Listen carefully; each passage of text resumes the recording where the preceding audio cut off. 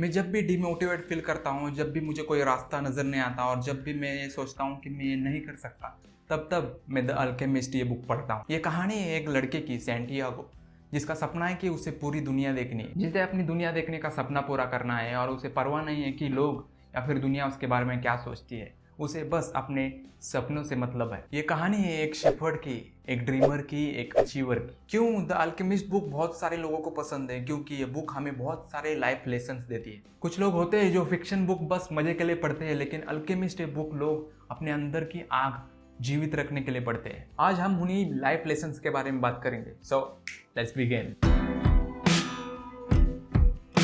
Lesson number 1, have courage to chase your dreams. हर किसी का कुछ ना कुछ तो सपना होता है, लेकिन हर कोई अपना सपना पूरा नहीं कर पाता। हम बहुत सारे एग्जाम्पल देखते हैं, बहुत सारे जिन्हें बहुत कुछ करना था लाइफ में, लेकिन वो नहीं कर पाते।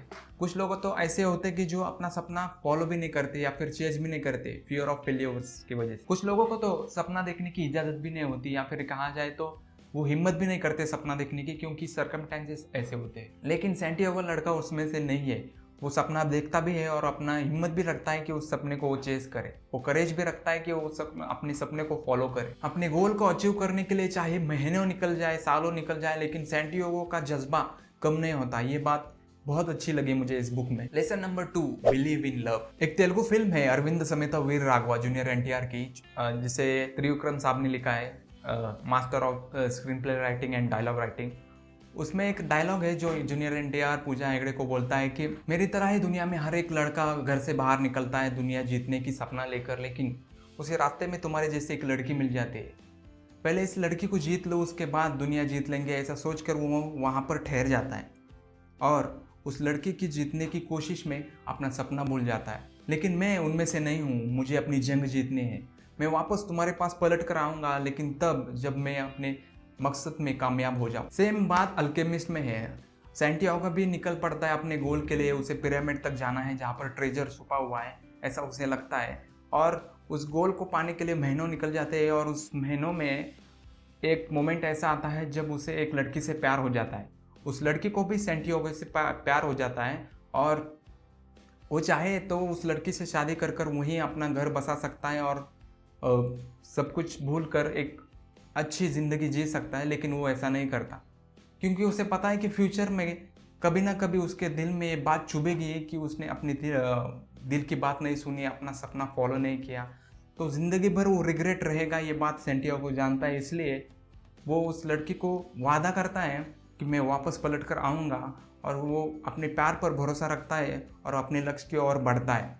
यही बात ये बुक बहुत अच्छी तरीके से सिखाती है कि हमें प्यार पर बिलीव करना चाहिए और अपने गोल पर बढ़ना चाहिए। Lesson number 3, listen to your heart. Santiago हर बार अपने दिल की बात सुनता है, चाहे उसे कितना भी सेल्फ डाउट हो या फिर फियर ऑफ फेलियर हो। वो हर बार अपनी दिल की बात सुनता है। वो औरों की तरह ये नहीं सोचता कि बस एक सपना तो है, इसे इतना सीरियसली क्यों लेना, ये सोचकर वो छोड़ता नहीं है। वो अपने इंट्यूशन पर इतना ज़्यादा बिलीव करता है कि वो बिलीव करता है कि ये सच है और इसे मैं पा लूँगा। इसे अपने दिल की बात सुनकर वो अपने लक्ष्य की ओर हर बार बढ़ता है, और इसी इंट्यूशन पर बिलीव करने की वजह से उसकी डेस्टिनी डिफाइन होती है। उसे ये पता है कि मैंने अगर अपने दिल की बात नहीं सुनी तो फ्यूचर में मुझे हर दिन ये रिग्रेट होगा कि एटलीस्ट मैंने ट्राई नहीं किया, क्यों नहीं किया। Rejection and failure is better than regret. Lesson number 4, don't tell about your dreams to anyone because people won't understand. Santiago जब मर्चेंट के पास आता है वुल्स को बेचने के लिए, तब वो मर्चेंट की बेटी से बातें करने लगता है और उससे बहुत कुछ बातें करते वक्त उसे बहुत कुछ बताता है। मर्चेंट की बेटी जब देखती है कि एक शेफर्ड इतनी मोटी बुक लेकर पढ़ रहा है, ये देखकर उसे बहुत ताजुब होता है। तब वो सैंटियागो को पूछती है कि तुम पढ़े लिखे हो? तब सैंटियागो उसे बताता है कि हाँ मैं पढ़ा लिखा हूँ।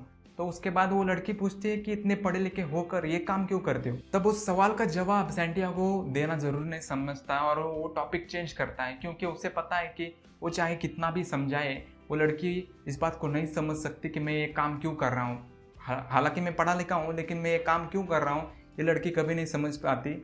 और ऐसा एक्चुअल लाइफ में बहुत होता है। इसलिए हर बार अपने ड्रीम्स को किसी और को एक्सप्लेन करने की या फिर बताने की कोशिश मत करो, क्योंकि पहली बात तो लोग केयर नहीं करेंगे, और दूसरी बात ये है कि समझेंगे नहीं। वो सुनेंगे लेकिन वो समझेंगे नहीं, कभी भी नहीं समझेंगे आप क्या सोचते हो, आपका ड्रीम क्या है। वो कभी भी नहीं समझेंगे। Lesson number 5, fate controls your life. ये सबसे बड़ा झूठ है। बहुत लोगों से आपने सुना होगा कि जो किस्मत में होगा वही होगा, या फिर जो किस्मत में लिखा है उसे कौन टाल सकता है। ऐसे ही बातें कर कर लोग वो काम करना छोड़ देते हैं, या फिर अपना 100% देना छोड़ देते हैं, या फिर वो 100% देना ही नहीं चाहते। वो टोटली सब कुछ किस्मत पर छोड़ देते हैं और जो होगा वो देखा जाएगा ऐसा कहकर अपनी रिस्पॉन्सिबिलिटी या फिर अपना 100% देना वो भूल जाते हैं। सैंटियागो सब कुछ किस्मत पर नहीं छोड़ता। उसे पता है कि सब कुछ वो किस्मत पर नहीं छोड़ सकता। उसे भी अपना 100% देना होगा, उसे भी कुछ ना कुछ तो करना ही होगा, और उसे पता है कि वो क्या करना चाहता है या फिर क्या उसे करना होगा और किस हद तक उसे जाना पड़ेगा। वो सब कुछ वो जानता है और सब कुछ वो किस्मत पर छोड़ नहीं देता और अपना 100% देता है। और चाहे उसके लिए कितना भी उसे मेहनत करनी पड़े या फिर उसके सामने कितनी भी प्रॉब्लम्स आए, वो पीछे नहीं हटता, वो अपना 100% देता ही है। ये बहुत अच्छी बात है कि सब कुछ वो किस्मत पर नहीं छोड़ता। ये बात बहुत अच्छी तरीके से इस बुक में ऑथर ने समझाई है और सैंटियागो को एक कैरेक्टर हमें सिखाता है कि सब कुछ किस्मत पर नहीं छोड़ना चाहिए। यही 5 लेसन है जो मैंने इस बुक में से सीखी है और मुझे अच्छी लगी है। बहुत सारे और भी लेसन है, लेकिन ये बुक मैंने बहुत बार पढ़ी है, बहुत अच्छी मुझे लगी है। तो आपने कौन सी इस बुक में से लेसन पढ़े ये कमेंट कर मुझे ज़रूर बताना। और अगर आप जानना चाहते हैं कि वो 5 कौन से बुक है जो नो BS है, सेल्फ हेल्प बुक है, जो वाकई में वर्क करते हैं, तो इस वीडियो पर क्लिक करके वीडियो ज़रूर देखना। मैं आपको वही मिलूंगा। Bye for now.